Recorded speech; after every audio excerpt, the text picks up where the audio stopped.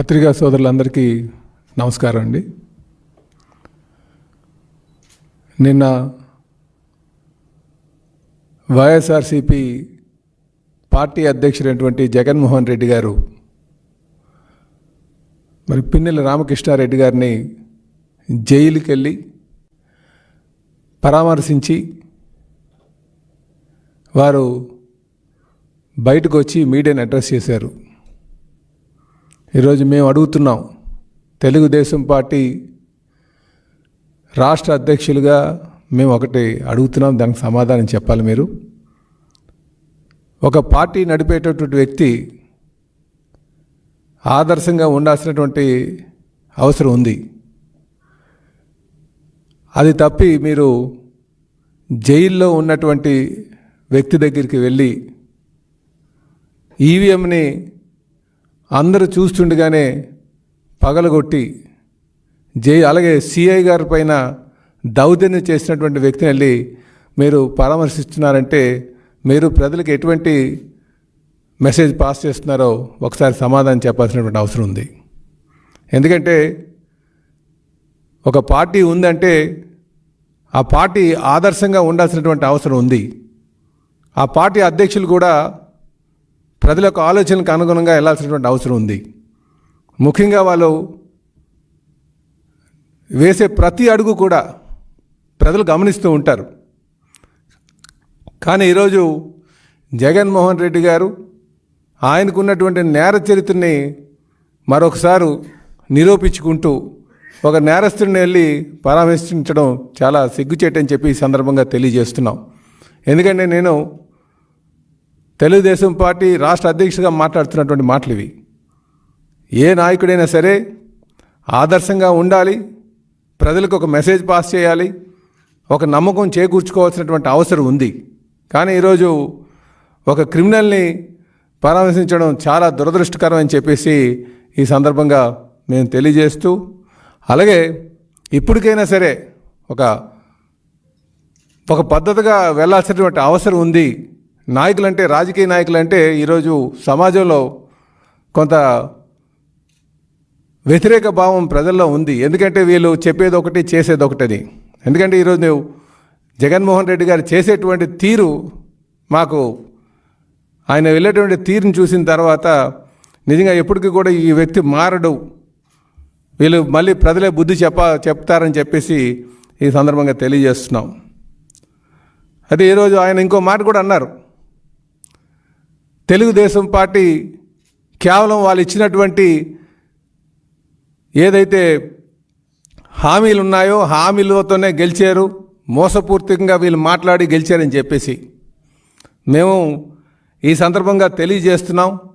గడిచిన 5 సంవత్సరాలుగా జగన్మోహన్ రెడ్డి గారిని ఏ విధంగా ఈ రాష్ట్ర ప్రజానికాన్ని మోసం చేశారో అన్న సంగతి మీకు ఒక్కసారి నేను వివరిస్తాను.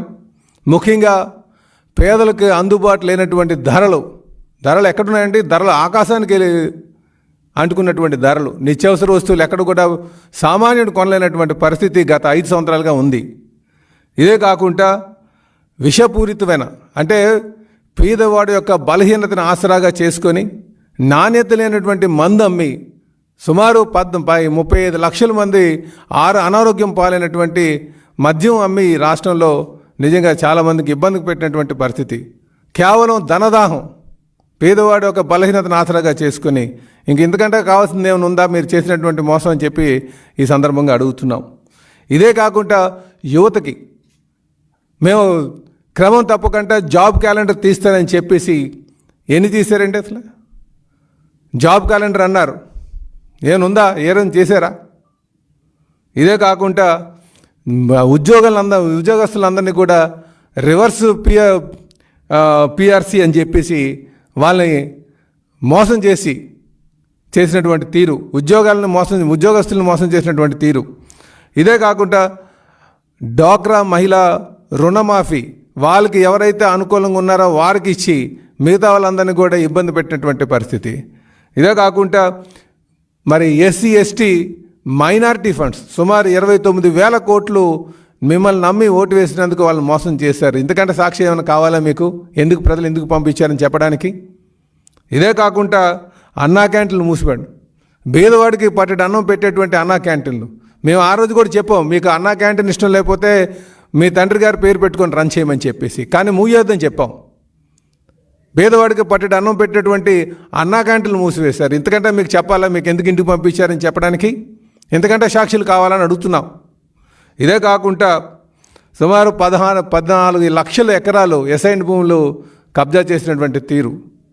అందుకే ఈరోజు ప్రజలు ప్రతిదీ గమనిస్తున్నారు, గమనించారు, కనుకనే మీకు బుద్ధి చెప్పి ఇంటికి పంపించారని చెప్పేసి తెలియజేస్తున్నారు. ఇప్పటికైనా సరే మీరు ఈ 23 రోజుల్లోనే ఈ ఒక పద్ధతి కూడా లేకుండా మాట్లాడడం నిజంగా దురదృష్టకరం అని చెప్పేసి ఈ సందర్భంగా తెలియజేస్తున్నాను. ఇదే కాకుండా ఈ రాష్ట్రానికి జీవనాడైనటువంటి పోలవరం 30 లక్షల ఆయకట్టును తీసుకొచ్చేటువంటి పోలవరాన్ని విధ్వంసం చేసి పడేశారు. ఇది కేవలం పక్క రాష్ట్రాల ప్రయోజనాల కోసం, అందులో కాంట్రాక్టర్లు అందరినీ ఇబ్బంది పెడదాని కోసం. ఎంతమంది కాంట్రాక్టర్లు మీ తీరు వల్ల మరి ప్రాణాలు కోల్పోయారో ఒకసారి గమనించాల్సినటువంటి అవసరం ఉందని చెప్పి తెలియజేస్తున్నాను. నేను ఈ మీడియా ద్వారా ప్రధానికానికి తెలియజేస్తున్నా. ఎందుకంటే ఒక రాజకీయ పార్టీ నడిపేటువంటి నాయకుడు ఆదర్శంగా లేకపోతే, ఒక పద్ధతి ఉన్నటువంటి లేకపోతే వారి వెనకాల క్రిమినల్సే ఫాలో అయ్యేటువంటి పరిస్థితి ఉంటుంది. మంచి వాళ్ళు కూడా క్రిమినల్స్గా మారిపోయేటువంటి పరిస్థితి ఉంటుంది. కనుకనే నాయకుడు ఆదర్శంగా ఉండాల్సినటువంటి అవసరం ఉంది. ఈరోజు మాకు పార్టీ నడుపుతున్నాం కనుక, పార్టీలో ఉన్నాం కనుక మాకు ఒక ప్రజల యొక్క ఆవేదన అర్థమవుతుంది, ఎప్పుడు రాజకీయ నాయకులు మారుతారని. కనుక మేము ఆదర్శంగా ఉండాల్సినటువంటి, పార్టీ నడిపేటటువంటి అధ్యక్షులైనా సరే ఆదర్శంగా ఉండాల్సినటువంటి అవసరం ఉందని చెప్పి ఈ సందర్భంగా తెలియజేస్తున్నా. ఇదే కాకుండా ప్రజా రాజధానిగా ఉన్నటువంటి అమరావతిని విధ్వంసం, 33,000 ఎకరాలు ఇచ్చినటువంటి రైతుల యొక్క కన్నీరు పెట్టుకునేటట్టుగా గత 5 సంవత్సరాలుగా చేసినటువంటి తీరును కూడా మీరు ఒకసారి గమనించాలి. ఇప్పుడు మనం ప్రభుత్వాలు మారుతూ ఉంటాయి, కానీ విధానపరమైన నిర్ణయాలు ఏదైతే తీసుకున్నావో దాన్ని గౌరవించాల్సినటువంటి అవసరం ఉంది. చట్టసభల్లో తీసుకున్నటువంటి నిర్ణయాలు గౌరవించాల్సినటువంటి అవసరం ఉంది. ఆ రోజు అమరావతి కోసం 33,000 ఎకరాలు ఉంటే సరిపోతుంది, మేము పూర్తి మద్దతు ఇస్తామన్నటువంటి వ్యక్తి తీరా అధికారంకి వచ్చిన తర్వాత రైతులందరినీ ఇబ్బంది పాలు చేసి అమరావతిని విధ్వంసం చేసినటువంటి తీరు, ఇవన్నీ ప్రజలు గమనించలేదనుకున్నారా? ప్రజలందరూ గమనించారు కనుకనే మిమ్మల్ని ఈరోజు ఇంట్లోకి పంపించారన్న సంగతి మీరు గమనించాలి, మీరు తెలుసుకోవాలని చెప్పి ఈ సందర్భంగా తెలియజేస్తున్నాను. అలాగే విశాఖపట్నాన్ని ఎగ్జిక్యూటివ్గా క్యాపిటల్ చేస్తామని చెప్పి, పరిపాలనా రాజధాని చేస్తామని చెప్పేసి గంజాయి రాజధానిగా చేసి పడేశారు ఫుల్గా. ఈరోజు దేశంలో ఎక్కడి నుంచి గంజాయి సప్లై అవుతుందంటే దాని మూలాలన్నీ కూడా విశాఖపట్నం జిల్లాలో ఉన్నాయి. విచ్చలవిడిగా యువతనంతా కూడా గంజాయికి బానిస అయినట్టు చేసినటువంటి తీరు, ఇవన్నీ కూడా ప్రజలు గమనించారు కనుకనే మిమ్మల్ని ఇంటికి పంపించారన్న సంగతి మీరు తెలుసుకోవాలని చెప్పి ఈ సందర్భంగా తెలియజేస్తున్నాను. అలాగే స్థానిక అసలు చాలా మందికి మాట్లాడితే నేను బీసీ బిడ్డను అంటుంటారు. ఈయన బీసీల కోసం మేము చాలా చేసామని చెప్తారు, కానీ రాజ్యాంగబద్ధమైనటువంటి పదవులు ఈయన తీరు వల్ల సుమారు 16,000 మందికి బీసీలకి ఆ రాజరికం రాకుండా చేసినటువంటి తీరు, ఇది కేవలం ఈ నిర్లక్ష్యం వల్ల.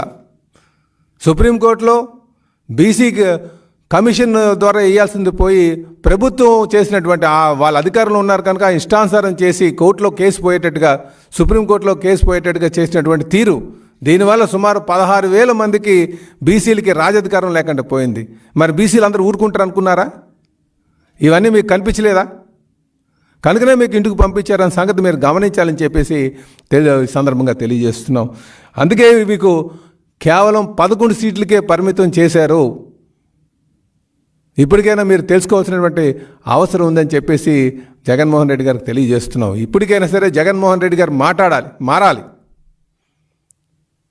పిన్నెల రామకృష్ణారెడ్డి గారి దగ్గరికి వెళ్ళడానికి కోసం ఇంకా ఇది ఉండాలి. జగన్మోహన్ రెడ్డి గారికి బంధుత్వాలు కూడా ఉండవడానికి ఒక నిదర్శనం చెప్తున్నా. 11 ఆయన పిన్నెల రామకృష్ణ గారి దగ్గరికి అయితే చార్టర్డ్ ఫ్లైట్లు వెళ్ళినట్టున్నారు. అదే వాళ్ళ బాబాయ్ గారు చనిపోయినప్పుడు మాత్రం తెల్లవారి 5 గంటలకే తెలిసింది, కానీ సాయంకాలం 5 గంటలకి వెళ్ళారు. 12 గంటలు పెట్టింది వెళ్ళడానికి. దీనికి సమాధానం ఏం చెప్తారు చెప్పండి? ప్రజలు గమనించలేదు అనుకుంటున్నారా? కనుక జగన్మోహన్ రెడ్డి గారు ఇప్పటికైనా సరే మీరు ఒక స్థాయిలో ఉన్నటువంటి వ్యక్తి, ఒక పార్టీని నడుపుతున్నారు. ఆ పార్టీ నడిపేటువంటి నాయకులు ఎలాగ ఉండాలంటే ప్రజలకు సమాధానం చెప్పేటట్టుగా ఉండాలి, ఆదర్శంగా ఉండేటట్టుగా ఉండాలి. ప్రజలకి ఒక సమాచారం ఇచ్చేటట్టుగా ఉండాలి. అంతేగాని నా మూలాలన్నీ కూడా ఒక నేర చరిత్రతో కూడినట్టు కనుక నా ప్రవర్తన ఇలాగే ఉంటుంది, అయినా మళ్ళీ ప్రజలు నాకు పట్టం కడతారని పకటకాళ్ళు కండం మానండి. ఇప్పటికైనా సరే ఒక నిర్మాణాత్మకమైనటువంటి విమర్శలు చేయండి, నడవండి. ప్రజలేమో ఇప్పుడు పాలనలో ఉన్నాం, మేము ఏదైనా తప్పు చేస్తే దాన్ని నిర్మాణాత్మకంగా మీరు విమర్శలు చేయండి, మేము తీసుకుంటాం. పాలన ఉన్నాం కనుక మేము మా నాయకులందరికీ చెప్పి మంచిగా నడుచుకోవాలని చెప్తాం. కానీ మీరు ఏదో చెప్తే ఇక్కడ నమ్మేది ఎవరు లేరు. మళ్ళీ మీకు ప్రజలు చెప్పి బుద్ధి చెప్పేటువంటి రోజులే ఉంటాయని చెప్పేసి మీకు ఈ సందర్భంగా తెలియజేస్తున్నాం. కనుక ఈరోజు చంద్రబాబు నాయుడు గారి మీద నమ్మకంతో ఈ రాష్ట్రాన్ని మళ్ళీ పునర్నిర్మాణం చేయగలరనే నమ్మకంతో ఈరోజు తెలుగుదేశం పార్టీకి మరి పట్టం కట్టడం జరిగిందని సంగతి ప్రతి ఒక్కరు గమనించాలని. తెలుగుదేశం పార్టీ అంటే అనుభవం ఉన్నటువంటి నాయకత్వం మాకుంది, అనేక మంది నాయకులు ఉన్నారు, అలాగే యువ నాయకత్వం ఉంది. ఈ రెండు గమనించి ఈ రాష్ట్రాన్ని సర్వతోముఖ అభివృద్ధి తెలుగుదేశం పార్టీతోనే సాధ్యపడుతుంది, అది చంద్రబాబు నాయుడు గారి నాయకత్వంతోనే సాధ్యపడుతుంది అని చెప్పేసి ఈరోజు తెలుగుదేశం పార్టీకి పట్టం కట్టారని చెప్పేసి తెలియజేస్తున్నాం. అలాగే ఈరోజు రాష్ట్ర అధ్యక్షులు కూడా చెప్తున్నాం, మళ్ళీ 2029లో కూడా ప్రతి కార్యకర్తను కూడా పార్టీతో మమేకమై ప్రజల మన్నలు గెలుచుకొని మేము ఇంకో 10 సంవత్సరాలు అధికారంలో ఉంటామని కూడా ఈ సందర్భంగా తెలియజేస్తున్నాం. నమస్కారం.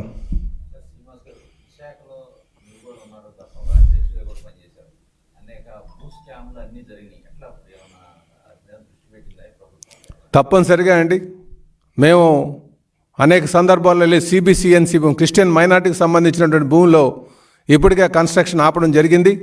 అలాగే రేపు దసపల్ల భూములకు సంబంధించి దానిపైన కూడా చర్యలు తీసుకుంటాం. ఏదైతే మేము ఆ రోజు ఈ ప్రభుత్వానికి వైఎస్ఆర్సీపీ ప్రభుత్వానికి వ్యతిరేకంగా ఆందోళన చేసామో అవన్నీ కూడా మేము దానికి కట్టుబడి ఉంటాం. ఆ ల్యాండ్స్ అన్ని కూడా పరిరక్షిస్తామని కూడా ఈ సందర్భంగా తెలియజేస్తున్నాం.